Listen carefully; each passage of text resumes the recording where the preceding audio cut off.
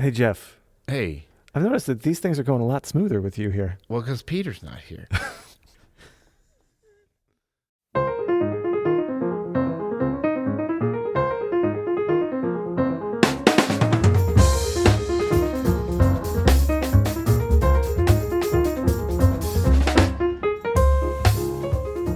I'm Adam Maness. I'm Geoff Clapp. And you're listening to the You'll Hear It podcast. Peter is still out of town, so we have a special guest, friend of the show, friend of ours, friend of Pete's, Geoff Clapp.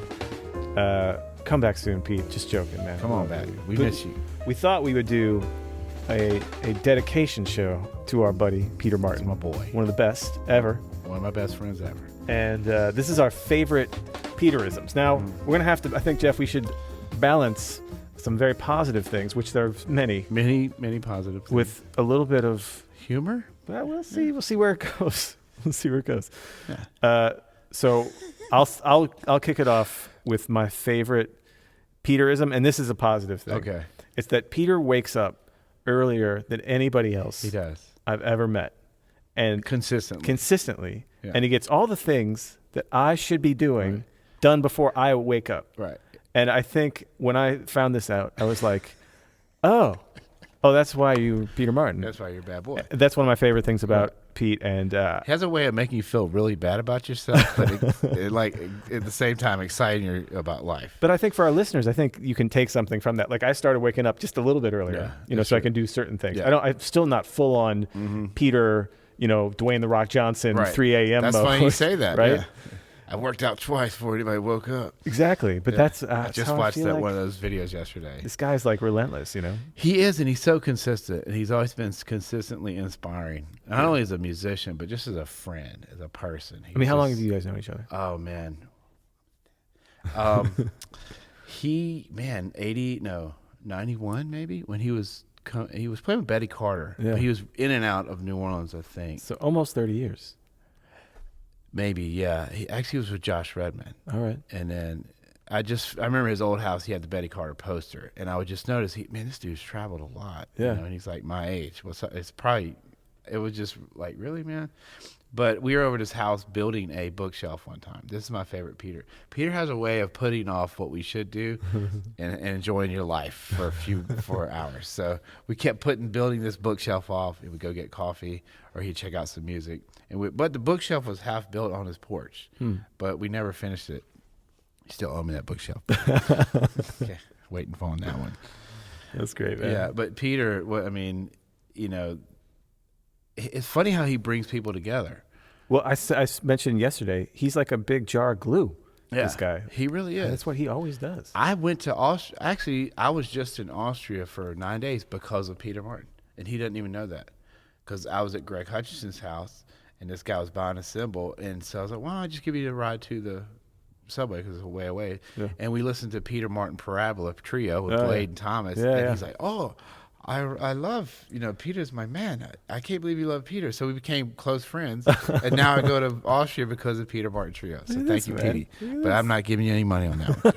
Okay, I know that's the next thing. All right, my next, and this is not as positive, but it's funny, is one of my favorite Peter-isms is his ability to at any time turn on a dime and cut you down in a very funny way. Mom jokes. Yeah. Mom jokes are appropriate always, apparently.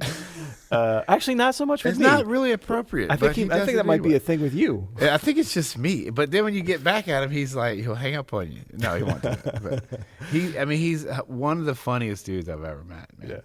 Yeah. We would do gigs, trio stuff.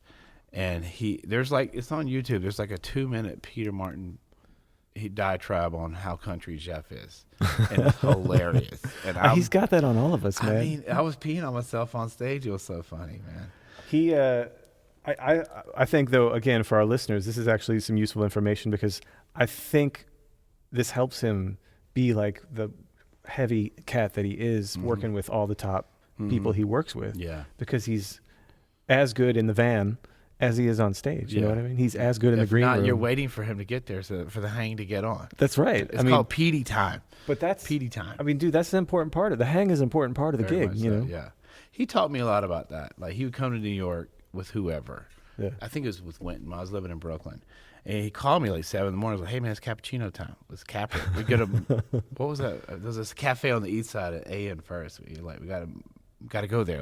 I'll be there in 30 minutes. So I'd literally get up and rush over there. Yeah. But he would get my day started. Yeah. You know, and it was always the best breakfast conversation ever. Mostly him. Yeah. You know, but he can take anything you say, and if the conversation is ever going left or right, he'll just, you know, he'll put it back in place. Cat can talk. Cat can talk. Full of shit. But no, he's funny, and he's just one of the, you know, he's got a big heart. He, on a deep note, he helped me through a lot of stuff personally. Yeah. And it's just, but still put me down at the same time. He's got an interesting way of doing that. No, it is funny.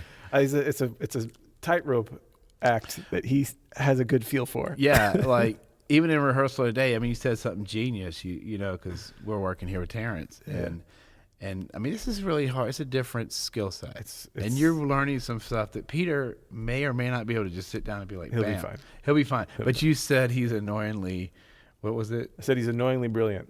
Annoyingly brilliant. That's Pete in a nutshell. Annoyingly brilliant, funny dude. And then we can't forget to mention his wife Kelly. Keeps him straight. Yeah. You know, she keeps him. Kelly's amazing. It's awesome. All right, final thing I want to talk about, and you have more experience at this than me because I play piano, but I do have, you know, about 20 experiences of actually sharing a stage with Peter and playing music with them. Mm-hmm. And one thing that I've found inspiring that I've tried to borrow from is that he's always inviting me to play with him as he never puts the spotlight just on him. You know what I mean? Ever. He's always inviting you in on the bandstand. He's kind of like a drummer trying to make everything. Totally. Exactly. Bring you in, during his solos. Yeah. Like he wants you in there with him. Yeah. And that was a huge lesson for me as far as you know, you think you communicate, always trying to make that connection, but you could always be more open. Yeah. You know, letting things happen. And he's so great at that, man. He's great at that. And I used to see him and Brian and Chris Thomas all the time trio. And they would pull out some of my Jamal trio stuff. And it was like you could see the ball in basketball. It would just keep moving between the trio. It was never, he was playing over top, just cat swinging out. It was always a conversation going on. And I think that's who he is as a person. Yeah. You know, so I kind of just said what you just said, but I saw it happen, and I saw him grow tremendously just as a musician and a sideman with Victor Goins. You know, with Winton. Right. And he would what I love about him, he takes his music very seriously. I'm sure he takes himself seriously, but you would never know how serious he was, how lighthearted he is about stuff. Yeah. Because he takes the hang seriously. He's all about the hang, okay? Yeah. All right, Pete. Well, hope you're having a good tour. We're going to do some episodes remotely with Peter tomorrow, so tune in to that. This is fun, man. Yeah. Jeff, thanks for stopping by. Absolutely. Thanks for having me. I might have you come in you're in St. Louis for quite a while. For a month. So I might have to have you come in and do some brush stuff here at the studio. That'd be great. For our drummers out there. Be honored. Cool. Well, until next time, you'll hear it. Peace. Peace.